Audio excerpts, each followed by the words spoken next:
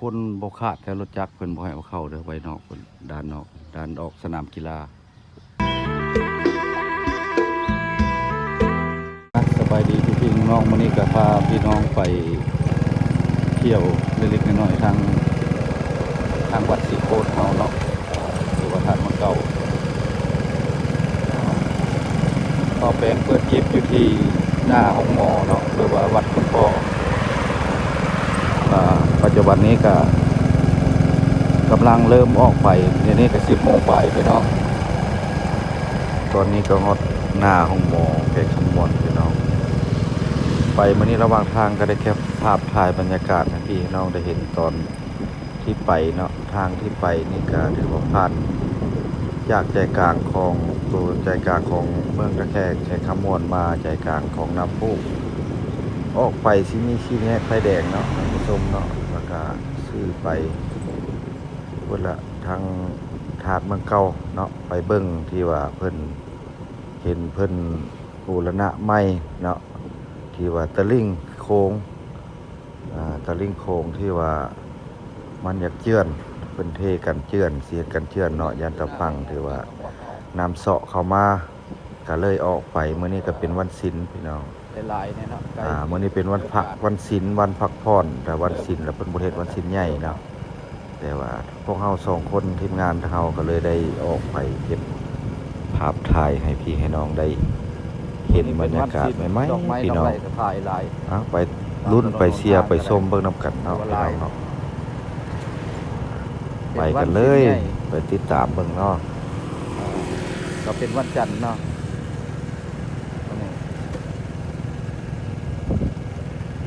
มีหยังก็ไปติดตามเบิ่งนำเบ้าแปลงเนาะเพราะว่าที่ได้ไปเก็บภาพบรรยากาศใหม่อยู่ทางเพิ่นที่ตะลิ่งกันเจือนทางวัดศรีโคตรหรือว่าเมืองเก่าเฮา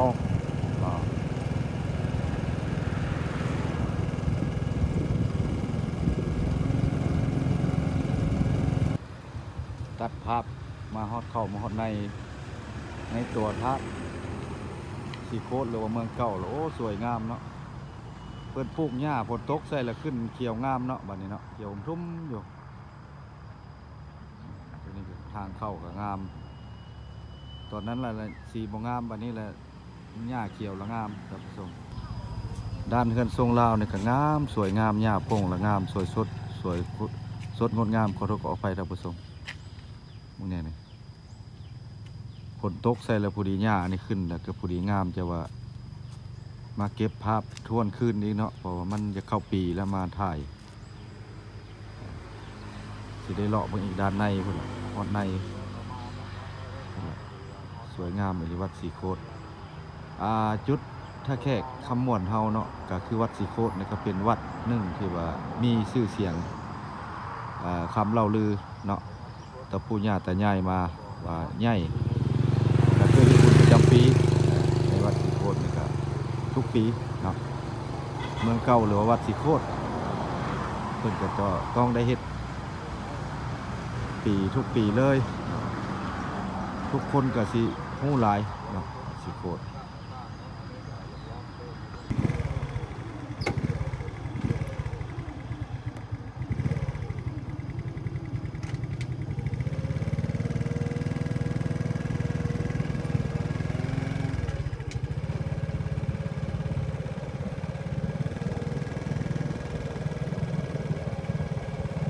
ได้ขี่รถไถอันนั้นก็คือเดินสนามเดินกีฬาสนามฟุตบอลตีบาสเตะบาสวิวนี่ถือว่างามเลยเนาะ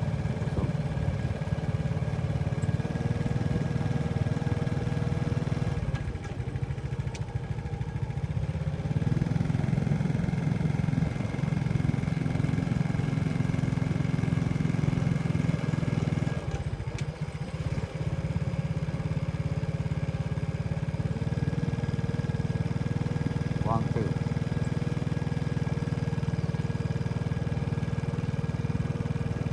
น้ำเศร้ากัน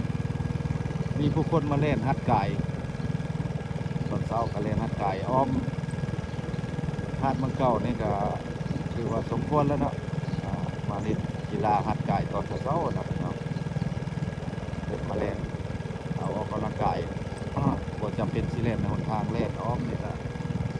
ว่าได้บ่ออมหนึ่งเนาะเมื่อยบ่ง่ายเหื่อเอาแล้วเนี่ยมันกว้างเนาะน้ำโขงกำลังขึ้นช่วงในป่ากำลังได้เนาะป่ากำลังขึ้นกำลังได้เป็นว่าป่ากำลังขึ้นกิโลหนึ่งป่าเพิ่นถึงป่าน้ำคลองนี่ก็กิโลหนึ่งมาซื้ออยู่บ่อนจำเลยกิโลหนึ่ง20,000 กีบเพิ่นซื้อไปต่อขายตลาดก็กิโลหนึ่ง30,000หรือว่า25,000เนาะประมาณนั้นโอ้ต้นโพนี่ก็ได้หลายร้อยปีแล้วเลยต้นโพสิมีบุคคลมาถ่ายรูปถ่ายห้อยเนาะทางต่างประเทศทุกวันท่านผู้ชมบ่ขาดคนมาถ่ายรูปถ่ายห้อยเนาะก็คือสวนสยามหรือว่าสนาม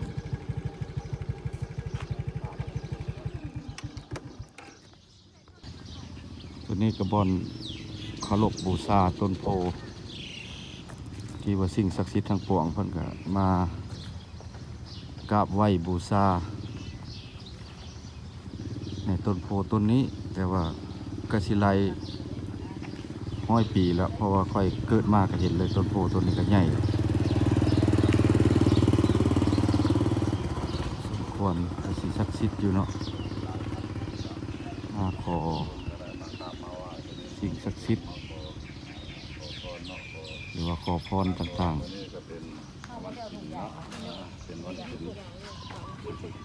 สบายดีมากราบมาไหว้วะเลยขอพรที่จะคิดนะโอ้3 หอพระภูมิเนาะหอพระภูมิเนาะหอพระภูมิเจอต้นไม้ให้ใหญ่เลยมันก็หลายพันปีแล้วเป็นจุดนี้ก็ถือว่าเฮ็ดเทกันเจือนไม้เพื่อนเฮ็ดกันเชือนลงไม้เนาะลงไปฮอดพุ่นละไตพุ่นละเบิ่งสีน้ำไปเบิ่งไปฮอดใส่ไปเบิ่งเนาะจุดนี้สิเป็นบ่อนเพิ่นปั้นเอาดูดเอาทรายเนาะเอาแห่เอาทรายขึ้นมาสต็อกไว้เบิ่งคือว่านั่นแหละตัวนั้นก็คือประเทศเพื่อนบ้านนี่เอาทรายขึ้นมาสต็อกไว้ขึ้นมานี่แต่ว่าโมเมนต์สต็อกลงเนาะเอาปั่นขึ้นมายันตะฟังนี่เจือนแล้วเพิ่นสิเอาทรายดูดขึ้นมานี่แล้วเพิ่นสิเทออกมานี้เพราะว่าบ่เทแล้วมันสิแต่ละปีแล้วมันสิพังน้ำมันตีเสาะเนาะเฮ็ดสิว่ากับการเจือนนั่นแหละเนาะเพิ่นเฮ็ดใหม่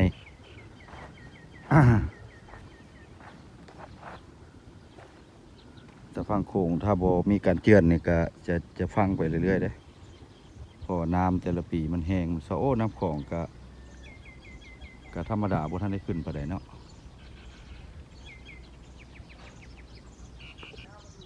เดี๋ยวลงไปทางใต้ก็เห็นผาเนาะเห็นภูผาวิวก็สวยงามอยู่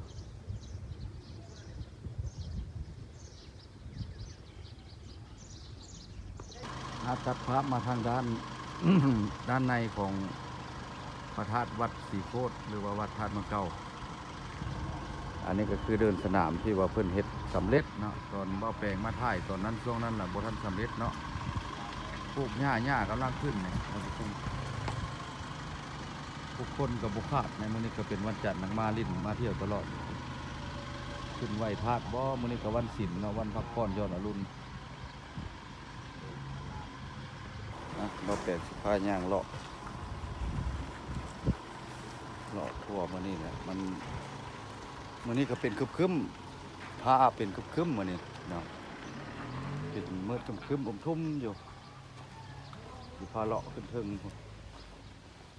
ไปเทิงตัวนี้ก็ต้นไม้ตัวนี้ก็งามแต่เก่าถือว่ายังน้อยอยู่บัดนี้เขียวอมทุ่มอยู่ได้บัดนี้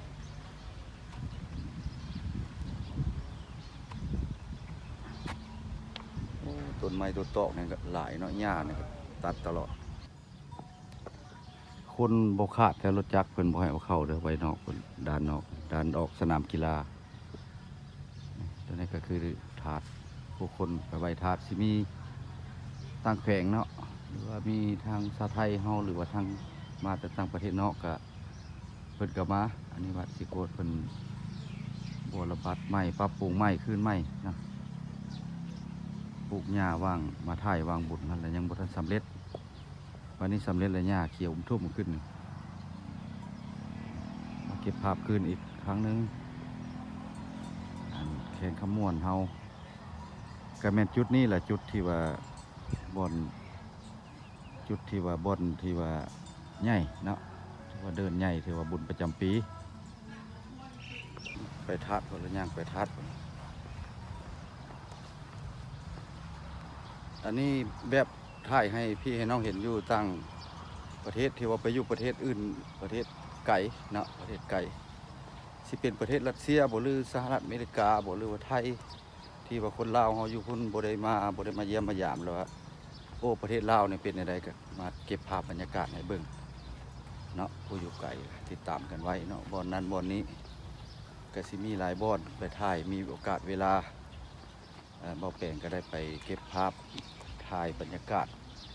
ให้เบิ่งรอบๆพี่น้องคนลาวเฮาอยู่ประเทศนอกก็ถือว่าหลาย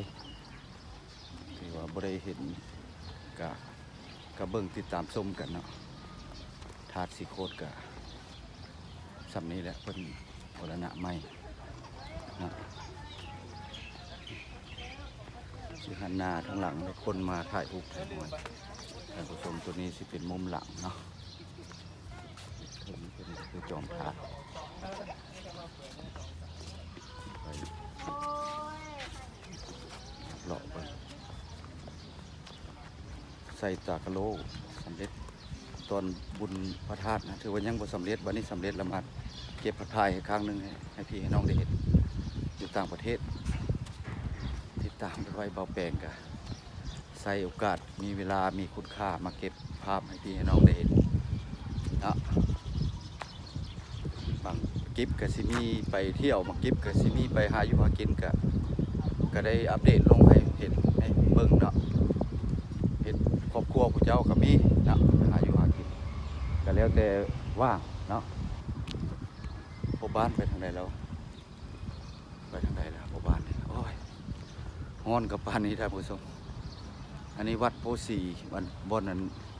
ต้นโพสีตัวนี้ก็ลาย100 ปีหันแล้วเนาะก็โบสำนึกว่าสิจักปีเนาะเกิดต้นโพต้นจะน้อยเขาสิออกไปเก็บทางด้านนอกพุ่นทางด้านน้องพุ่นเพิ่นสิเทออกไปอีกเพราะว่าจะพังมันจะเจือนน้ำขึ้นแล้วมันเซาะมันจะเจือนแต่ละปีเพิ่นเทพอแปลงแล้วเข้ามาถ่ายให้พี่ให้น้องได้เห็นเนาะเพิ่นเฮ็ดกระเจือนแต่บ่ทันสำเร็จเก็บภาพมาแต่ทางพุ่นแล้วเนาะเด้บ่เพิ่นเทกันเจือนไว้เบิ่นบ่ให้มันเจือนเนาะเห็นบ่เริ่มแยะเริ่มแตกแล้วนี่กระตูบนขอบธาตุเลยนี่เพิ่นก็ต้องได้เฮ็ดเนาะอย่ามันเจือนเข้าแล้วมันสิยากแล้วมันสินั่นเอาตะพุ่นมาเทตะพุ่นมาสิเทออกไปพุ่นแล้วเริ่มเทกันเจือนให้ทันปีนี้เลยตามเบิ่งเอาทรายคูนขึ้นแห่ปั่นเข้ามาในบนบริเวณใกล้ธาตุเด้อ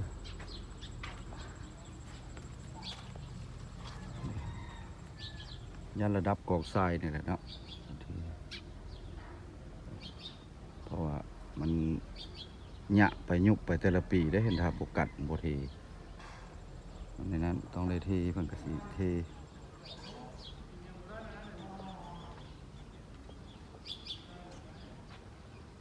จะน้อยจึงออกไปเลาะเบิ่งทางด้านนอกอีกมาถ่ายให้พี่ให้น้องได้เห็นมาฮอดนี่บริเวณด้านนอกก็ถือว่ายังบ่สำเร็จท่านผู้ชมเพราะว่าสิได้ปิดกิฟมีโลหน้ามีโลในยังสิไปถ่ายให้เบิ่งใหม่เนาะมามื้อนี้ก็ขอปิดไว้เพียงส่ำนี้มิขอพาเข้าไปติดตามกันไว้เด้อท่านผู้ชมเนาะหรือว่ากดอันนั้นกันไว้เข้าไปติดตามกันไว้สร้างบ่าวแปลงมานาเนาะพาพ่อฝากแม่เนาะไปก่อนพี่น้องอันนี้เดินบริเวณด้านนอก ท่านผู้ชมคลิปนี้ก็สิได้ปิดคลิปอำลาพระจากกลับบ้านนี่มืดฝนมาแล้วเนาะตอนแรกฝนสิขนวดลงไปก่อนพี่น้องคลิปหน้าคลิปในยังไปพาไปลิ้นไปส้มบอนใหม่วิดีโอนี้ก็ขอภาคคำว่าสบายดี